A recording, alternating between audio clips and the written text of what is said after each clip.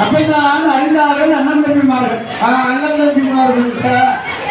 நம்மளுடைய தம்பி மனைவி பிள்ளை இல்லாமல் ரொம்ப மனக்கவலைப்பட்டு கவலைப்பட்டு இருக்கிறாள்.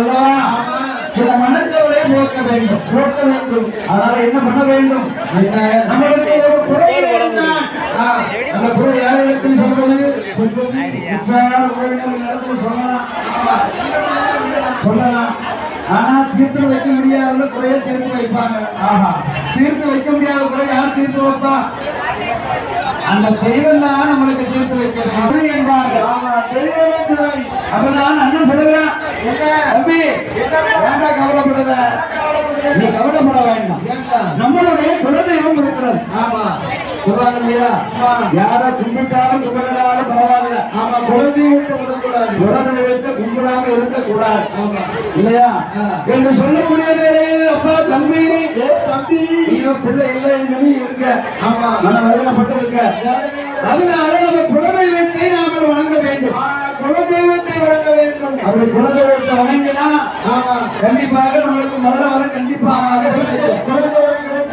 என்று அழகாக அண்ணன் தம்பி சொல்லக்கூடிய வேலையும் அப்பதான் அண்ணா நம்ம குலதெய்வத்தை கும்பிடணுமா? யாருன்னா இருக்கா?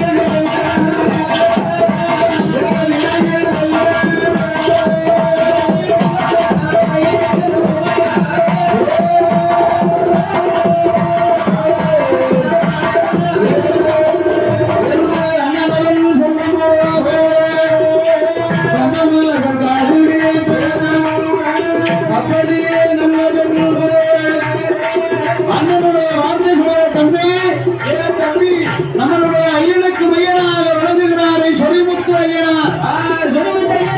அந்த சொரிமுத்து ஐயனாரை வணங்கி வந்தார். கும்பிட்டு வந்தோம்னா அவருடைய அருளாலே அவருடைய திருவையினாலே நம்ம தம்பிக்கு கண்டிப்பா கிடைத்தாலும் கிடைக்கலாம். நம்பிக்கை வைக்கணும். எந்த தெய்வத்தை கும்பிட்டாலும் சரி நாம நம்பிக்கை வைக்கணும். இது நடக்கணும், கண்டிப்பா நடக்கும். நம்பிக்கை தான் வாழ்க்கை. என்று அண்ணன் சொல்லக்கூடிய வேலையில் அப்ப அண்ணா அப்ப சொரிமுத்து ஐயனாருடைய வாசலுக்கு நாம செல்லலாம். அப்படி சொல்ல வேண்டுமானால் என்ன பண்ணுவது? அங்கே ஏகப்பட்ட தெய்வங்கள் இருக்கிறது. அப்படி கும்பிட வேணுமானா அதுக்கு உண்டான சாமான் கும்பிட்டு வாங்கணும் இல்லையா? இதெல்லாம் வாங்கணும். வெத்தலை பாக்கு சரி, தேங்காய் பழம் சரி, இதெல்லாம் வேணும் இல்ல? கண்டிப்பா பூஜை ஜாமான் கூட இருந்தாலும் பூஜை பண்ண முடியும். ஆமா, வெற்றிலை பாக்கு பழம் தேங்காய் எல்லாம் வாங்கினார்கள். ஆமா, ஒரு மாலை வாங்கி கொண்டு சரி கற்பூரங்கள் சந்தனம் குங்குமம் இதெல்லாம் வாங்கி கொண்டார்கள் இருக்கிறார்கள். அவர்களுக்கு சைவம் கிடையாது, அசுரம் தானே. அந்த அசுரம் வாங்கணும் இல்லையா? அதற்காக என்ன பண்ணுகிறார்கள்?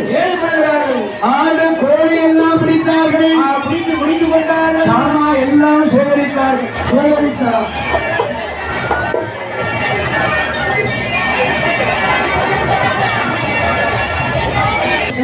தலை நிற்குமாறு உங்களுக்கு கம்பியாரம் கேட்டுக்கொள்ளுங்க.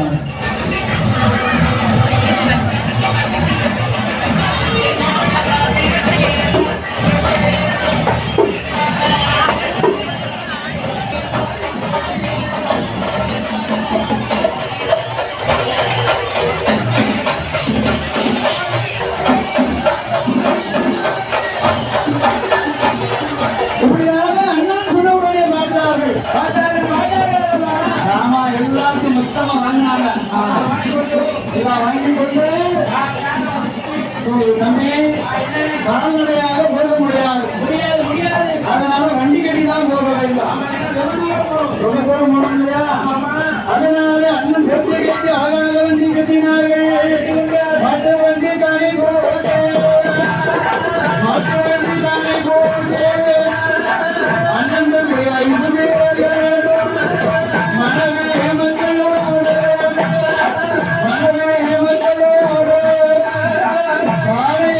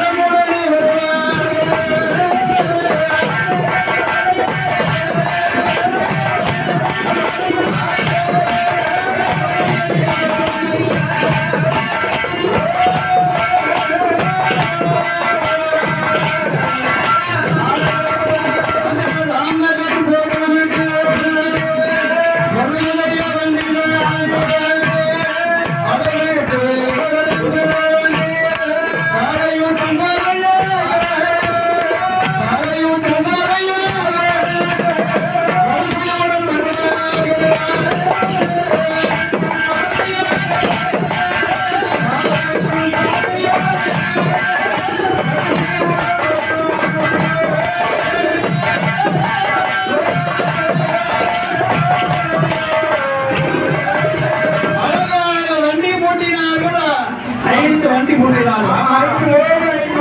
ஏன்னா ஒரே வண்டியில எல்லா குடும்பமும் தூரம் போகணும் சௌரியமா இருக்கும்.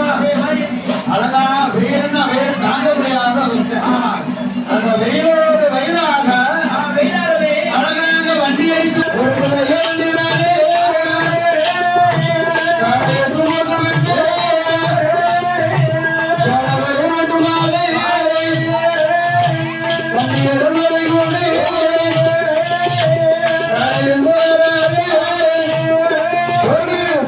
Bye.